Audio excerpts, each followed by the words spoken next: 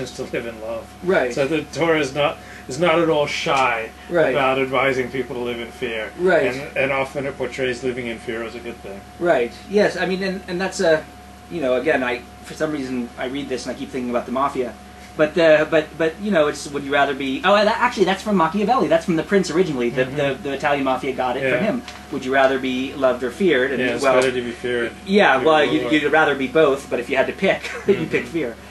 I mean, it is a fearful, and I know that that's part of what secular Amharas like me, who are interested in Judaism, one of the things we say a lot is that it feels like a fearful tradition in comparison to other traditions which are bolder and more joyous.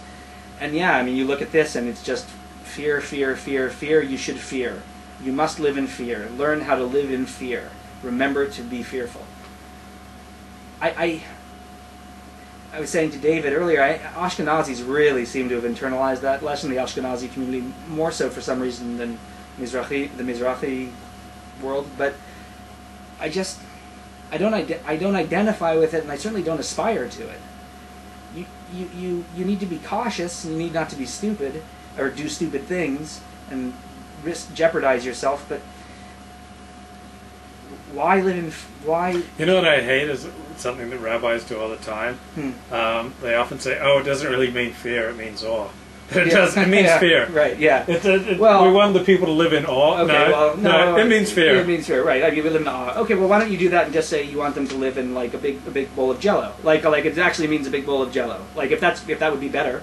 No, it says fear. Yeah. Okay. If we want it to be something different, then let's start by not telling lies about what it actually says. Yeah. Okay. So, I mean, again, it's not surprising. It's a document that's trying to impose social order, and so fear works, like violence works. Fear and violence, we got it. That works. The state is effective because they have a monopoly on force, and they can use guns, and it works. It's good to have people with guns around who are probably going to use them decently. But it's just not, as a spiritual document or a document to help you lead a better life, like, no, I don't aspire to be fearful. Then we get the famous verses that when you set a king over you, that he shouldn't accumulate too many horses or too many wives. Right. And I don't think it's a big stretch to say that the Torah is against conspicuous consumption. Yes. And yes, and that's a good thing because I'm glad that you brought that up because this resonates with me a lot. This is a very even just the plain reading is very, and it'll return the people to Egypt. It says here that I think that this is Thorstein Veblen that status anxiety and trying to acquire that puts you in slavery. Well, that shit is true. I mean, that's I think a very salient thing to tell people who are to instruct people in, that freedom is not through acquisitiveness. Freedom is through knowing what you really need and not going too far beyond that as far as what you're materially.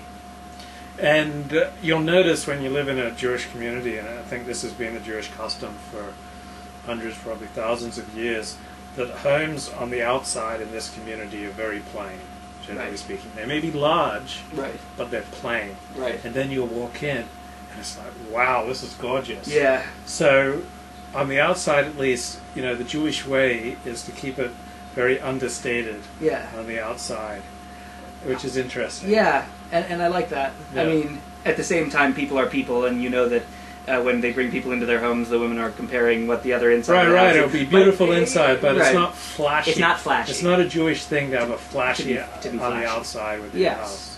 And I think that's a valuable. That's a good insight for the tradition to put forth. Because I often walk around homes around here that are just totally plain on the outside. Yeah. Totally plain. Particularly in the area east of Robertson. You come east of Robertson, homes totally plain on the outside. You go in and they're like these gorgeous Persian rugs, and they've really done it up nice inside. Right. And on the outside you would never know that there was anything special about it. I mean, part of it may... part of it may be that Jewish communities have learned not to. As minorities, sure. there's don't But at But the it's same time, probably it's a good principle anyway. Probably a good general principle Yeah, for living. absolutely. Because when you go around flashing things, Right. in public, you incite a lot of hatred and jealousy. Well, that, and also you can You never lie, win in the end. yeah. I mean, you can get a Mercedes, but someone else has a Rolls Royce, and if you get a Rolls Royce, well, do you have a jet or not? I mean, that never ends. I mean, as far as generating some kind of internal contentment with who you are and what you're doing, it can't be pinned to having the flashiest stuff. That's the source of conspicuous consumption and status anxiety. Is it never ends. You can never get off that wheel until you get off, but you can't spin it fast enough to end it. You know what I mean? You're always in second place. Yeah, I feel like the rapper bling lifestyle is not the Torah lifestyle. No. The Torah is not It's not anti hip hop. bling, yeah. It's not bling anti-hip bling. hop. It's not bling bling. Anti-hip hop. Right. No. I'm trying to think of a way in which we could say the Torah is hip hop or is bling bling, but it's not. It seems in general. It's a safe generalization. And you shouldn't have too many wives. Yeah. Could you guess, imagine what it'd be like to have 5 wives? I mean, I don't have anything against polygamy. I mean, I don't. I think that I don't know if we mentioned this last week, but the federal government going in to bust up polygamous sex, to me, that's just religious persecution. As long as people are free to leave of their own volition, they should be able to do what they want. I don't. 5 wives would be tedious in some respects, I think, but I don't know. I mean, I can see how it happens. I mean, you're so vulnerable with one wife. I often think, I'll often think someone's close to me, and then I'll do something that I feel is a betrayal. Oh yeah. And I think, they're out of my life, and I'm not going to be vulnerable to that person anymore.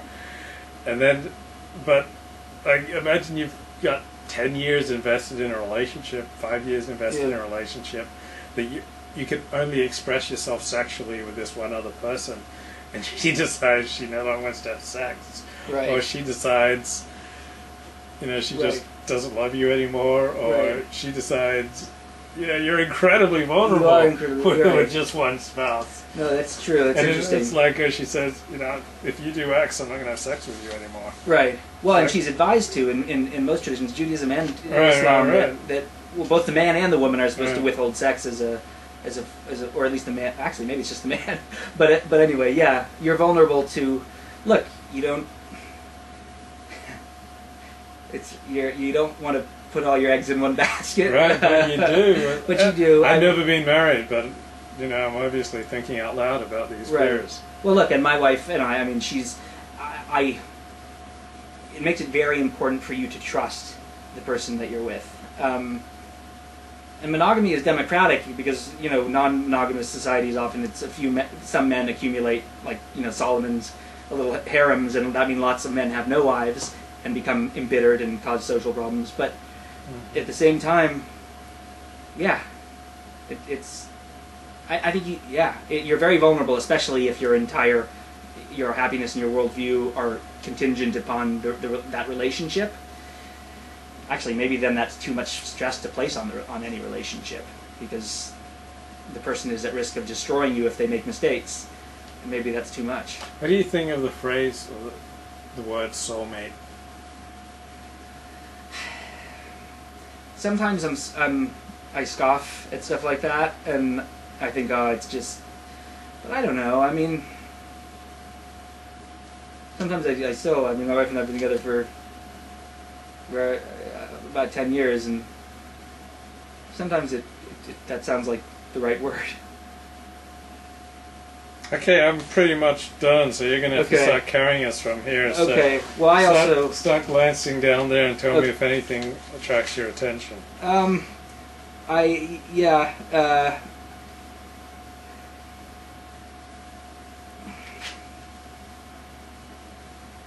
There shall not... I'm interested in that the Kohanim and the Levites, the entire tribe of Levi, get no inheritance with Israel, and that they sort of live off alms. Kind of like rabbis. Yeah, except that it's explicit here that they're putting them in a role of being kind of like beggars. It reminds me of Hinduism, like where the holiest men eat your crumbs, eat the Right. crumbs of the common people. The rabbis at least make a pretense that they have a job, other than